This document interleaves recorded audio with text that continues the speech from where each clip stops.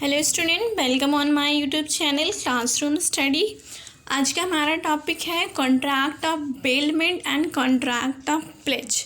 Okay, पूरे topic को तो एक बार में डिस्कस कर पाना पॉसिबल नहीं होगा क्योंकि वीडियो बहुत ज़्यादा लेंदी हो जाएगा, इसलिए हमने इसको 2 पार्ट्स में डिवाइड किया है।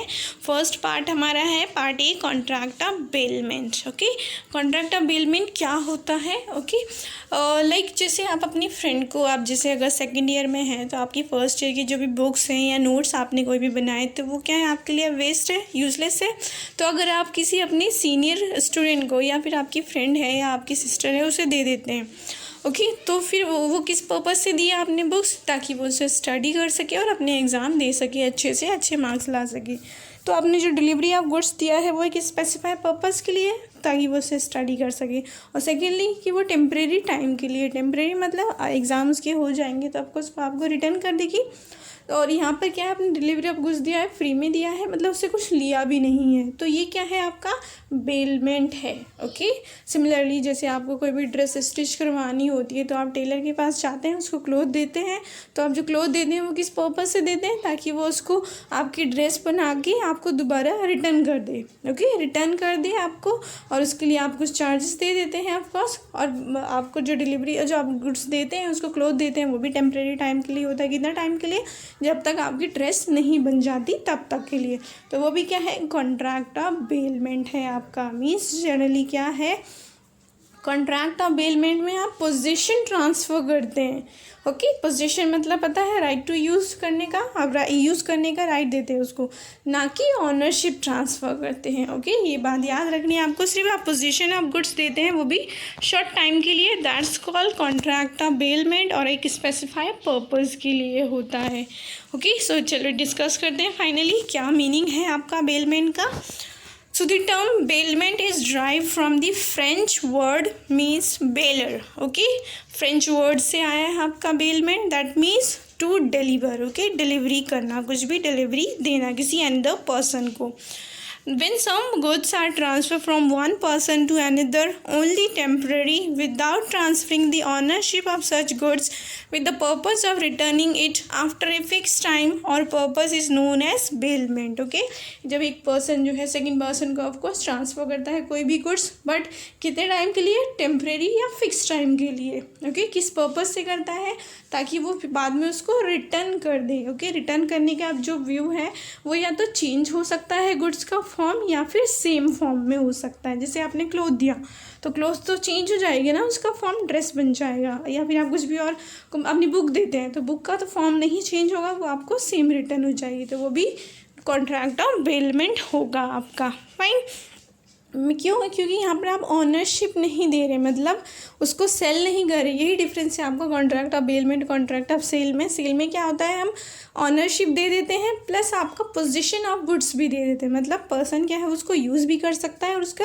ऑनर भी बन सकता है। ऑनरशिप का मतलब है कि उसको आगे रीसेल कर सकता है, जबकि यहाँ पर आपको जो गुड्स दी गई है आप उसको रीसेल नहीं कर सकते थे under the bail, contract of bailment. आप सिर्फ उसको यूज़ कर सकते हैं, और कब तक यूज़ कर सकते हैं, सिर्फ उस टाइम तक जितना आपने डिसाइड किया है।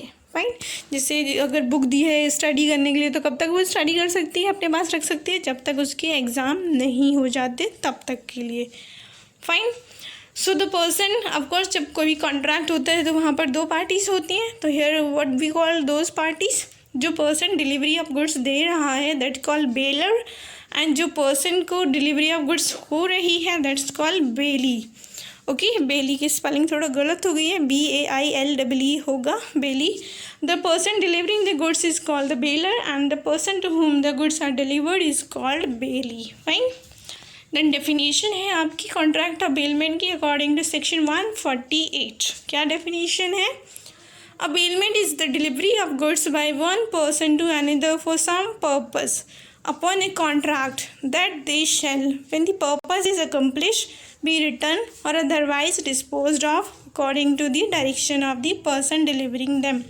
ओके, क्या है बेलमेंट? डिलीवरी ऑफ गुड्स है from one person to another person.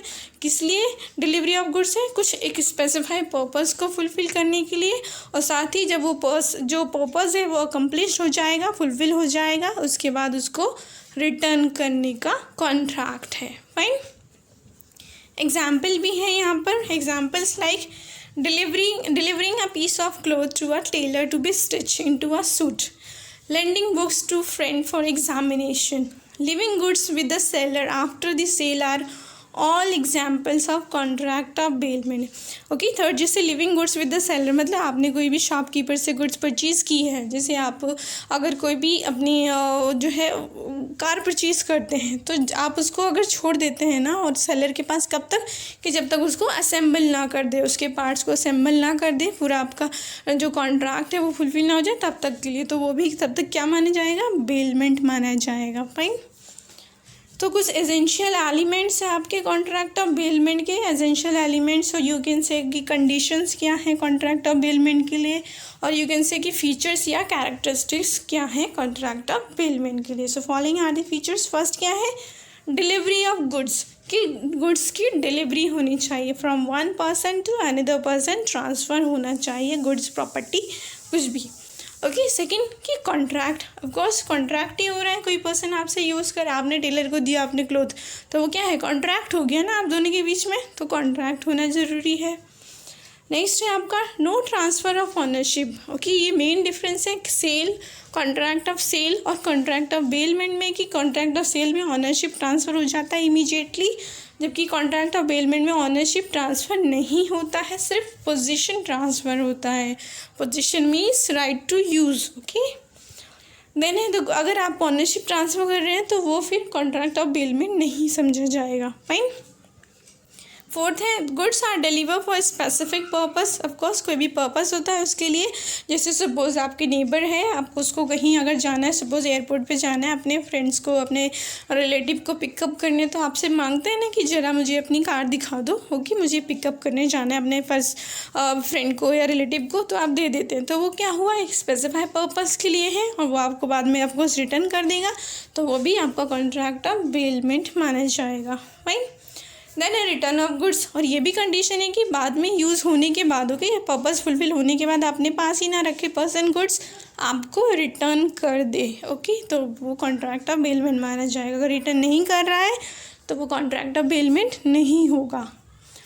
Then है मूवेबल प्रॉपर्टी, और कॉन्ट्रैक्ट ऑफ बेलमेंट के लिए कंडीशन है कि जो गुड्स हैं वो मूवेबल होने चाहिए। मूवेबल मतलब तभी तो आप उसको ट्रांसफ़र कर पाएंगे from the one person to another, okay otherwise आप कैसे डिलीवरी दे पाएंगे, इसलिए कंडीशन है कि मूवेबल प्रॉपर्टी होनी चाहिए, मूवेबल गुड्स होनी चाहिए, इमूवेबल ना हो। फाइन। सो हियर नेक्स्ट है आपका टाइप्स ऑफ बेलमेंट, कितने टाइप्स के कॉन्ट्रैक्ट ऑफ बेलमेंट है वो हम यहाँ पर डिस्कस करेंगे। So there are 5 types of contract of bailment. आपके फर्स्ट जैसे है ग्रेटिटस एंड नॉन ग्रेटिटस। ग्रेटिटस होता है कि किसी भी पार्टी को मॉनेटरी टर्म में कुछ भी रिसीव नहीं होगा, ओके फ्री में, जैसे आपने अपनी नेबर को अगर कार दी है उसको वही पिकअप करने के लिए फ्रेंड को, या आपने अपने फ्रेंड को एक बुक दी है स्टडी करने के लिए, ओके या आपने अपनी फ्रेंड को क्या है मोबाइल दे दिया बात करने के लिए उसे, तो वो क्या है ग्रेटिटस, किसी भी पर्सन को मॉनेटरी टर्म में कुछ भी नहीं रिसीव हो रहा है। देखिए देन सेकंड है आपका नॉन ग्रेटिटस। नॉन ग्रेटिटस क्या है, ईदर द बेलर और टू द बेली, किसी भी एक पर्सन को कुछ भी मॉनेटरी टर्म में रिसीव होगा, ओके सपोज आपका जैसे मोबाइल है वो अगर वर्क नहीं कर रहा है प्रॉपरली तो आप क्या है स्टोर पर दे देते हैं उसको रिपेयर करने के लिए, तो स्टोर कीपर को क्या है उसके अगेंस्ट आपका जो चार्जेस है वो रिसीव होगा, ओके तो वो क्या है आपका नॉन ग्रेटिटस बेलमेंट है। फाइन।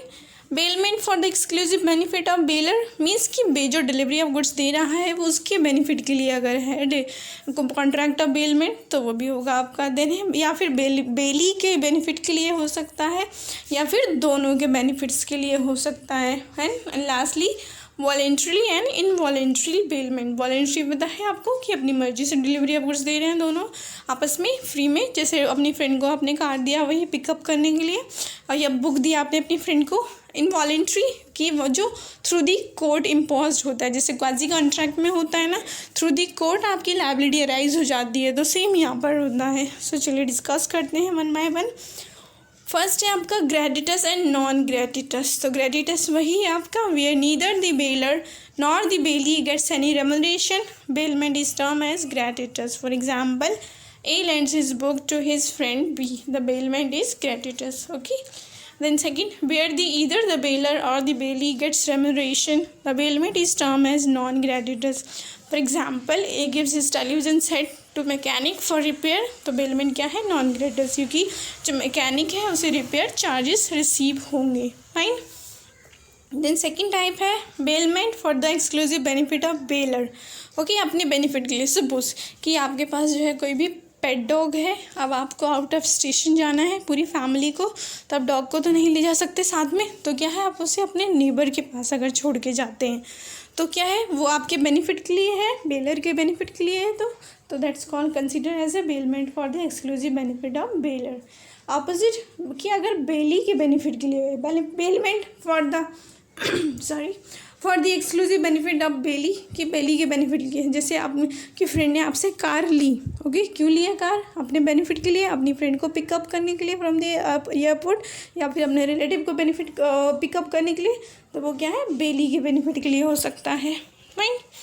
देन है for both the parties. Okay, baler और बेली दोनों के म्यूचुअल बेनिफिट्स के लिए भी हो सकता है. जैसे आप जैसे आपकी कार है या आपका मोबाइल जैसे है वो डैमेज हो गया, अगर प्रॉपर्ली वर्क नहीं कर रहा, तो आप स्टोर कीपर को देंगे रिपेयर करने के लिए, तो रिपेयर जो स्टोर कीपर है उसको क्या मिलेगा, चार्जेस मिलेंगे उसके अगेंस्ट, और आपको क्या बेनिफिट होगा कि आपका मोबाइल जो है वो रिपेयर हो जाएगा, सही से वर्क करने लगेगा.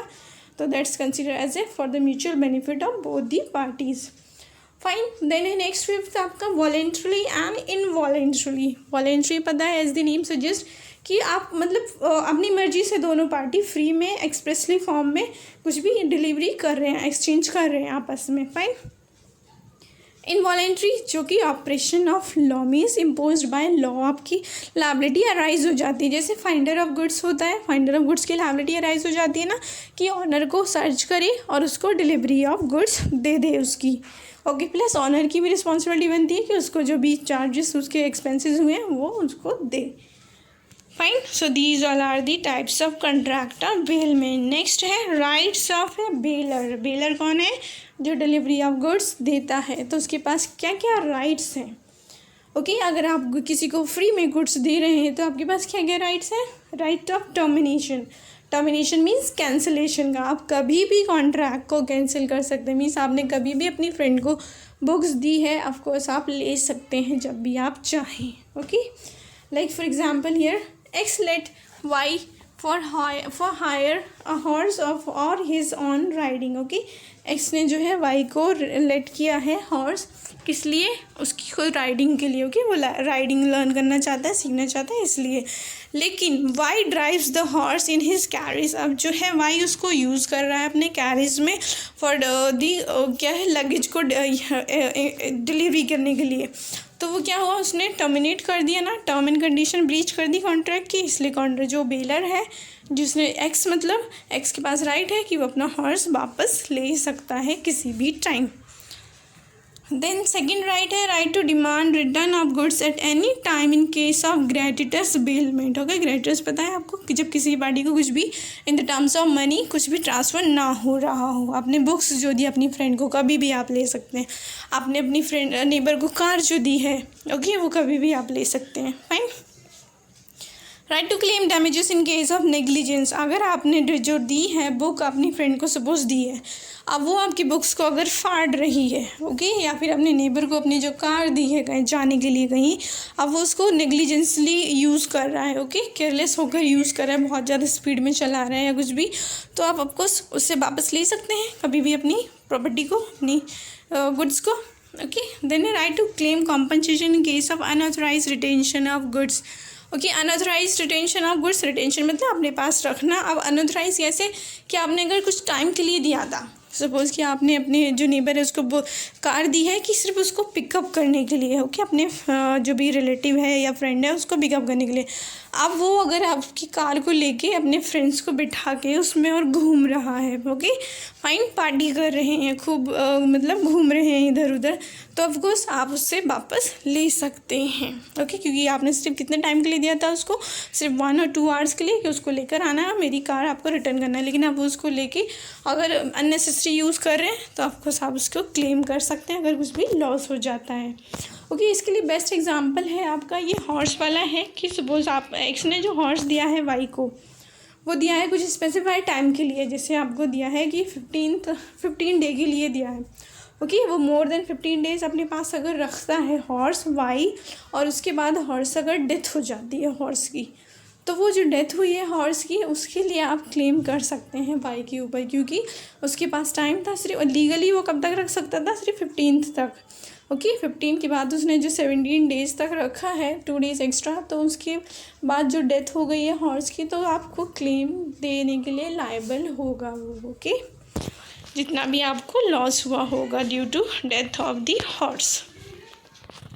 नेक्स्ट राइट है बेलर के पास, right to claim compensation in case of unauthorised mixture of goods which can not be separated. Okay, अगर बेलर को आपने कुछ भी गुड्स दिया है जिसको कि सेपरेट करना पॉसिबल नहीं होता, और उसने मिक्स कर दिया अपनी गुड्स के साथ without the permission of baler, okay, तो भी आप क्लेम कर सकते हैं उसके ऊपर। सपोज कि आपने राइस दिया था उसको, उसने अपने राइस के साथ मिक्स कर दिया है, तो अब पॉसिबल नहीं है ना सेपरेट कर पाना, तो फिर आप उसके लिए ऊपर क्लेम कर सकते हैं उतने के लिए जितना भी आपने राइस उसको दिया था।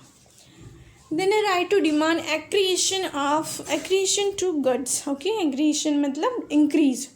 आपने जब एक गुड्स दी है बेली को, अगर वो इंक्रीज़ हो जाती है तो फिर बेली लायबल होगा आपको वो प्रिंसिपल प्लस जब इंक्रीमेंट हुआ है वो भी देने के लिए। फॉर एग्जांपल कि आपने शेयर्स अगर परचेज़ कर रखे थे, फाइन, इन्वेस्ट किया था किसी कंपनी में, तो आपने अगर अपनी सिक्योरिटी दी थी बैंक को, शेयर्स की जो सर्टिफिकेट है वो दे दिया था, तो आपको अगर डिविडेंड मिला है उन शेयर्स के ऊपर, ओके, या इंटरेस्ट मिला है, तो बैंक लायबल होगा आपको जो भी उसकी फेस वैल्यू है शेयर्स की वो, प्लस आपको डिविडेंड जो मिला है कंपनी की तरफ से वो भी देने के लिए।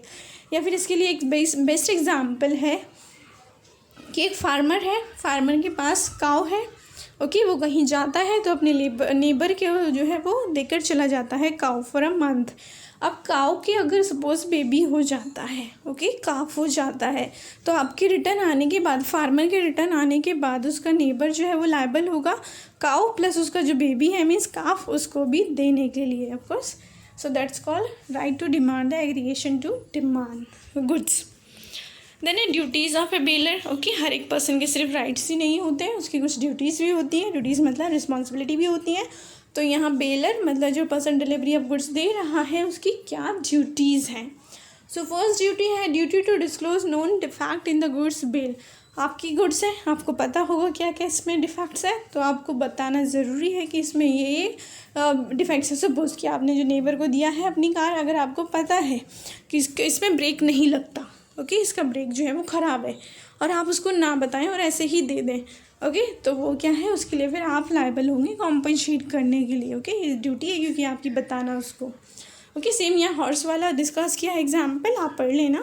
देन सेकेंड है to repay the necessary expenses. Necessary expense मतलब आपका जो प्रॉपर्टी की टेक केयर करने में, आपके गुड्स की टेक केयर करने में जो भी एक्सपेंसेस आए हैं बेली के, उसको आप कॉम्पनसेट करेंगे। जैसे सपोज कि आप आउट ऑफ स्टेशन चाहते हैं, अपना डॉग अपने नेबर को देकर चाहते हैं, तो आपकी एब्सेंस में अगर आपका डॉग जो है बीमार हो जाता है, ओके, इल हो जाता है, तो उसके मेडिकल एक्सपेंसेस जो भी आए हैं आप उसको कॉम्पनसेट करेंगे ऑफकोर्स आने के बाद। So that mean by to repay necessary expenses.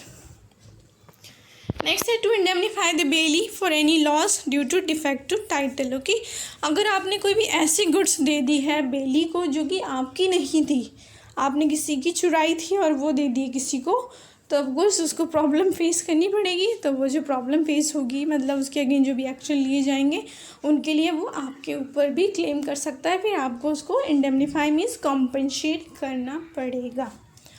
Then a fourth to receive back the goods. आपने जो गुड्स दी थी ऑफकोर्स आने के बाद वापस लेना पड़ेगा आपको। जैसे आप डॉग देके गए थे नेबर को, तो आने के बाद आपको अपना डॉग लेना पड़ेगा ना, अपने पास रखना पड़ेगा, ये आपकी रिस्पॉन्सिबिलिटी बनती है। फाइन, देन है so these all are the rights and duties of bailor. अब है नेक्स्ट आपका बेली। बेली के भी कुछ राइट्स एंड ड्यूटीज़ होंगे। तो फर्स्ट है राइट क्या क्या है बेली के पास। ओके, बेली पता है आपको, जिसको डिलीवरी ऑफ गुड्स हो रही है, to whom the person delivery of goods is giving. Okay, bailee के जो राइट्स हैं, बेलर के जो ड्यूटीज़ थे ना वो बेली के राइट्स होंगे, और बेलर के जो आपके राइट्स थे वो बेली के ड्यूटीज़ होंगी। सो डिस्कस कर लेते हैं क्या राइट्स हैं बेली की। Right of compensation, okay, compensation ले सकता है बेली अगर उसको कुछ भी लॉस हो जाता है आपकी गुड्स आपके डॉग को रखने की वजह से, ओके। सपोज डॉग जो है आपका वो उसको काट ले, ओके, तो फिर आपको कॉम्पनसेट करना पड़ेगा। Right to return the goods to any of the joint bailor, okay, means अगर जो आपके पास गुड्स दी गई है डिलीवरी ऑफ गुड्स उसके को ऑनर्स हैं, ओके, को ऑनर्स मतलब मोर देन वन ऑनर है, तो आप किसी को भी रिटर्न कर सकते हैं। देन है right to claim necessary expenses, आपने कुछ एक्स्ट्रा एक्सपेंसेस किए हैं तो आप उसके लिए भी क्लेम कर सकते हैं। जैसे कार का अगर सपोज ब्रेक नहीं लगता था तो आपने उसको ठीक करवाया तो फिर आप उसके लिए क्लेम कर सकते हैं उसके ऊपर। Right against the third party, कि अगर सपोज जैसे आपको डॉग दे के गया है पर्सन बेलर, और अगर उसका कोई भी रिलेटिव पर्सन आ जाए और वो बोले मुझे दे दो डॉग, ओके, क्योंकि मैं उसका रिलेटिव हूँ, तो आप उसको मना कर सकते हैं देने से, राइट है आपके पास उसको डिनाई करने का, ओके। देन है right of particular lien, particular line मतलब आपका अगर आपने जो भी एक्सपेंसेस किए हैं डॉग की टेक केयर करने में, अगर बेलर उसको रिटर्न नहीं करता, आपको नहीं पे करता है एक्सपेंसेस, तो आप उसको रोक कर रख सकते हैं, डॉग को देने से मना कर सकते हैं, ओके। जनरल लाइन मतलब कि अगर सपोज़ कि आपने ऑलरेडी लोन दिया था बेलर को, ओके, बेलर को लोन दिया था, उसने नहीं रिटर्न किया, अब आप डॉग भी है आपके पास में, उसके ऊपर भी आपने एक्सपेंसेस खर्च कर दिए हैं, तो वो तो दे दिए उसने लेकिन आपका लोन नहीं दिया, तो अब आप अगर बोलें कि जब तक तुम मेरा लोन अमाउंट नहीं पे करोगे मैं तुम्हारा डॉग नहीं दूंगा, तो दैट्स कॉल्ड जर्नल लाइन, कि मतलब ये उससे डायरेक्टली रिलेटेड नहीं होते हैं, अदर एक्सपेंसेस होते हैं, अदर डेट होते हैं, ओके। दोनों में डिफरेंस हम करेंगे आगे। जनरल लाइन पर्टिकुलर लाइन क्या होता है। देन है duties of belly, okay, rights हो गए। अब ड्यूटीज़ क्या हैं बेली की।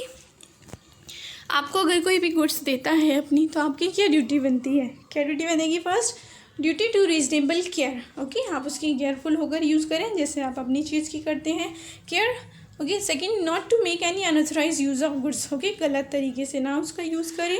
Duty not to mix the goods, अपने गुड्स के साथ मिक्स ना करें, उसको अलग ही रखें। Duty not to set any adverse against the bailor, मतलब कि जो बेलर है उसकी गुड्स को आप सेल ना करें, आगे किसी को रीसेल ना कर दें, ओके। देन है टू रिटर्न द गुड्स, अगर पर्सन आ जाता है तो आपकी ड्यूटी बनती है कि आप उसकी गुड्स को रिटर्न कर दें, fine. Then to account for the increase in goods build, और क्या आपकी ड्यूटी बनती है कि आपको अगर गुड्स दिया है उसमें कोई भी इंक्रीमेंट होता है तो आप वो भी रिटर्न कर दें। ये सारे वही ड्यूटीज़ हैं बेली के जो कि राइट्स हैं आपके बेलर के, ओके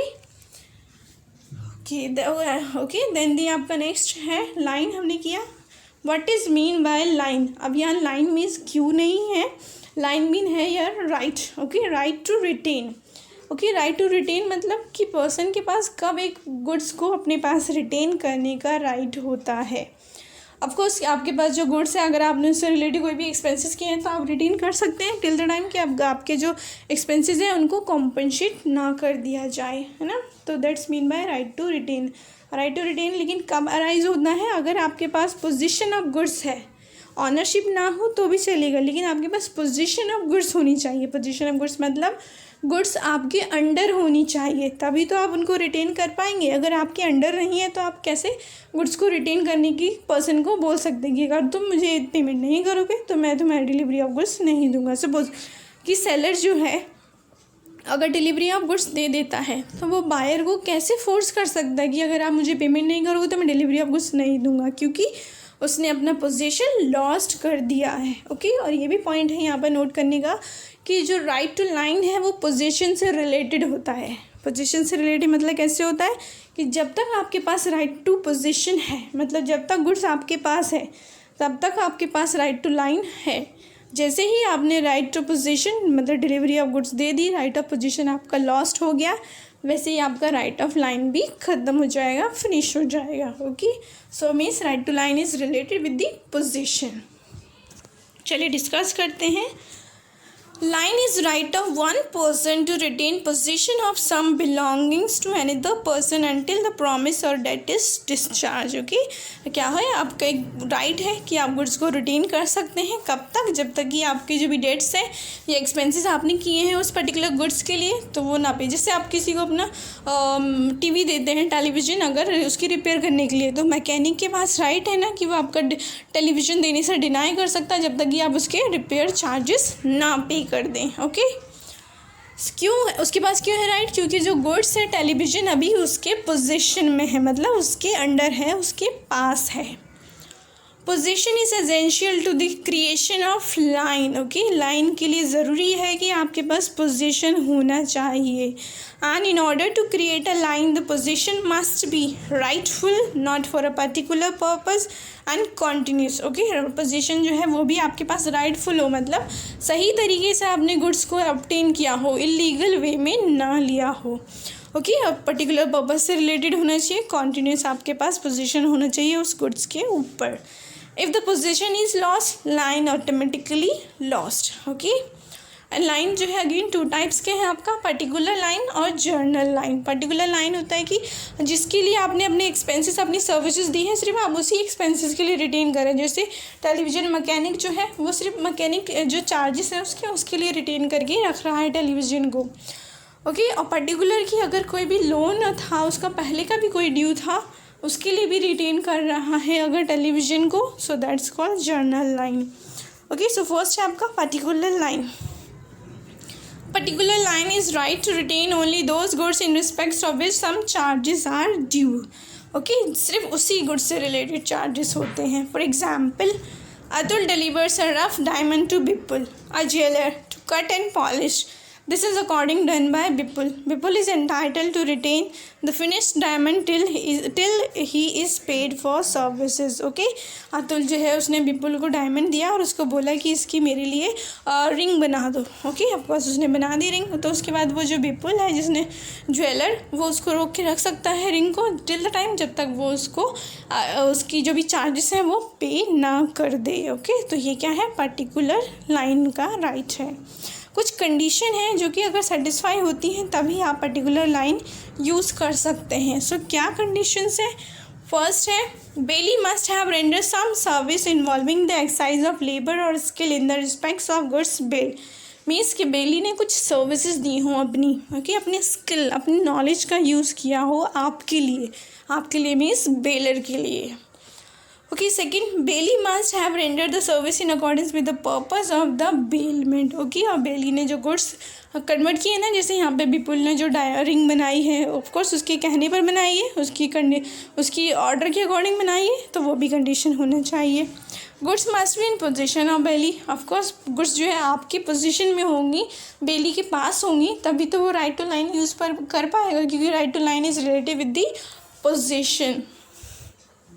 नेक्स्ट है, there must not exist any contract for payment of price in future. और दोनों पार्टी के बीच में ऐसा कोई कॉन्ट्रैक्ट ना हुआ हो कि पेमेंट है, चलो मैं आपको आफ्टर 1 मंथ करूँगा। अगर ऐसा कोई कॉन्ट्रैक्ट है तो फिर आप राइट टू लाइन जो है वो यूज़ नहीं कर सकते। ओके, देन है general line.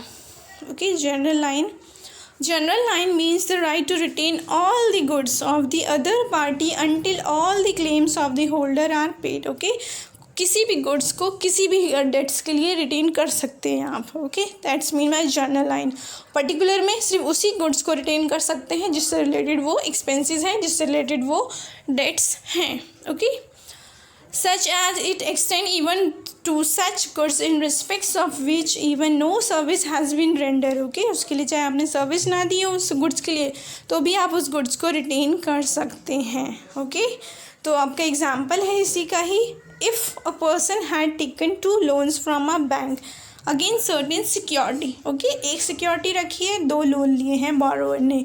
1 loan is repaid. Okay, the security pledged with the bank for the loan can be retained by banker till the second loan is fully satisfied. तो bank जो है security को कब तक retain रख सकती है? जब तक कि सेकेंड लोन भी ना पे कर दे बोरोवर। तो ये है आपका पर्टिकुलर लाइन।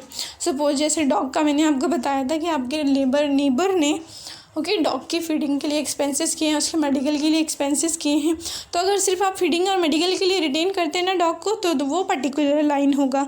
लेकिन अगर आपका कोई भी डेट है, पहले का ड्यू है नेबर का आपके ऊपर, तो उसके लिए अगर वो रिटेन करता है डॉग को, तो वो आपका जर्नल लाइन होगा। ओके, वो उससे रिलेटेड नहीं है। क्योंकि डिफरेंस है between both particular and journal line. तो यही डिफरेंसेस है जो हमने डिस्कस की। फर्स्ट है नेचर ऑफ ड्यू। तो नेचर ऑफ ड्यू क्या होता है पर्टिकुलर लाइन में? There is right available to a bailee for recovery of remuneration for skill and labour in respects of goods. Okay, उस गुड्स से related ही वो अपनी सर्विसेज देता है, इसलिए अवेलेबल होता है। और लाइन जर्नल लाइन में there is right available to the bailee for recovery of general balance of account due to against the owner of the goods. Okay, generally कोई भी अमाउंट ड्यू था उसके लिए कर सकता है use. And goods in respects of which lien is available, किसके लिए लाइन अवेलेबल होगा, तो पर्टिकुलर है it is available against those goods in respects of which some charges are due. Okay, सिर्फ उसी के लिए कर सकता है रिटेन जिसके लिए कोई चार्जेस ड्यू है। और आपका जर्नल जो है available against all the goods whether in respects of which the claims are due और नॉट। ओके, चाहे उसके लिए रिलेटेड हो डायरेक्टली या ना रिलेटेड हो तो भी आप रिटेन कर सकते हैं। अवेलेबिलिटी ऑफ द राइट, कब अवेलेबल है right, this right is available to the bailee finder of goods के पास राइट होता है ये यूज़ करने का। और जो आपका जर्नल लाइन है वो आपका बैंकर्स और फैक्टर्स और बॉय फिंगर इन सब के पास अवेलेबल होता है। बैंकर्स बैंकर की हमने, फैक्टर्स जो है मीडियोकर होते हैं, आपके गुड्स को सेल करने में हेल्पफुल होते हैं। बॉय फिंगर जो है वो भी आपके गुड्स को सप्लाई करने में हेल्प करते हैं थ्रू दी सी। और कोर्ट तो पता है आपको, जो ट्रस्टी अपॉइंट होता है उसके पास भी राइट है आपका जर्नल लाइन करने का। फाइन, तो अब ये जो पार्ट है आपका first part contract of bailment, इसमें से क्वेश्चन किस टाइप के आते हैं चलिए डिस्कस कर लेते हैं। सो फर्स्ट क्वेश्चन है define the term bailment. Okay, bailment का मीनिंग बताएंगे, डेफिनेशन बताएंगे, गिव्स इज कैरेक्टरिस्टिक मतलब वही जो एसेंशियल कंडीशंस हैं आपके वो डिस्कस करेंगे। How does different from sales. Okay, जो कॉन्ट्रैक्ट ऑफ बेलमेंट है वो कॉन्ट्रैक्ट ऑफ सेल से कैसे डिफरेंट है, तो कॉन्ट्रैक्ट ऑफ सेल में पता है आपको immediately ownership position of the goods plus ownership transfer हो जाता है, जबकि कॉन्ट्रैक्ट ऑफ बेलमेंट में सिर्फ पोजीशन ट्रांसफ़र होता है, ऑनरशिप नहीं होती है। और कॉन्ट्रैक्ट ऑफ सेल में जो पोजीशन ट्रांसफ़र होता है वो परमानेंटली हो जाता है, मतलब इनफाइनाइट टाइम तक हो जाता है ना, ऑनर जब तक चाहे जब तक रख सकता है। और जो आपका बेलमेंट है उसमें एक फ़िक्स टाइम के लिए होता है, टेम्परेरी टाइम के लिए होता है। ओके, और जो है आपका सेल का जो एरिया है वो वाइडर है, मतलब वाइडर टर्म है। और जो आपका बेलमेंट है वो नैरो टर्म है। कैसे नैरो टर्म है, all sales can be bailment but all bailment not necessarily be contract of settlement. Means कि सेल में तो क्योंकि दोनों आ जा रहे हैं ना आपका पोजीशन प्लस ऑनरशिप, जबकि बेलमेंट में क्या है सिर्फ पोजीशन आता है। तो बेलमेंट सेल के अंडर हो सकता है लेकिन सेल बेलमेंट के अंडर नहीं होता है, उससे अबव होता है। ओके, इसमें नोट्स में मैंने नहीं लिखा है डिफरेंस दोनों में, लेकिन आप लिखेंगे ओके और मुझे बताएंगे। Then second question, briefly state the rights and duties of bailor and bailee. हमने किया है वो लिखना है आपको। Explain the different kinds of bailment, क्या क्या है। Explain the difference between general lien and particular lien, हमने अभी डिस्कस किया, वो एक्सप्लेन करना है आपको। Then the next question is statement है, is money deposit in a bank a contract of bailment. Means कि अगर आप कोई भी मनी अपनी डिपॉजिट करते हैं बैंक में ऑफकोर्स, तो वो आपका कॉन्ट्रैक्ट ऑफ बेलमेंट माना जाएगा क्या बैंक और आपके बीच में। ओके, क्योंकि बैंक को भी तो आप टेम्परेरी टाइम के लिए दे रहे हैं, आप कभी भी निकाल सकते हैं। तो ये स्टेटमेंट जो है वो ट्रू नहीं है, फॉल्स है।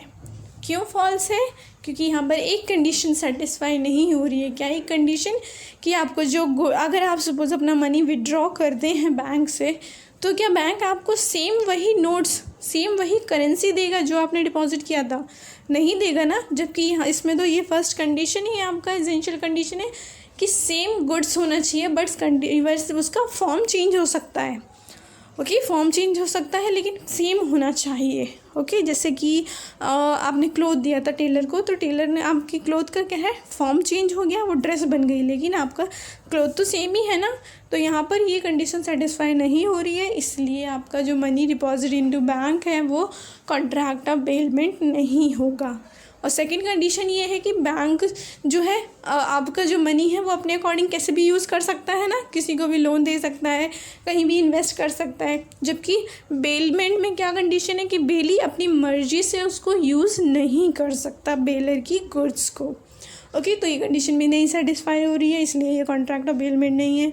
एंड थर्डली, जो कस्टमर है और बैंक है उनके बीच में जो रिलेशन होता है वो डेटर और क्रेडिटर का होता है, ना कि बेलर और बेली का होता है।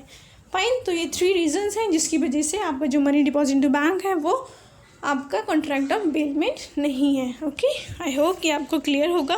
First part contract of bailment, second part हम सेकंड वीडियो में करेंगे क्योंकि वीडियो ऑलरेडी बहुत लंबी हो चुकी है। ओके।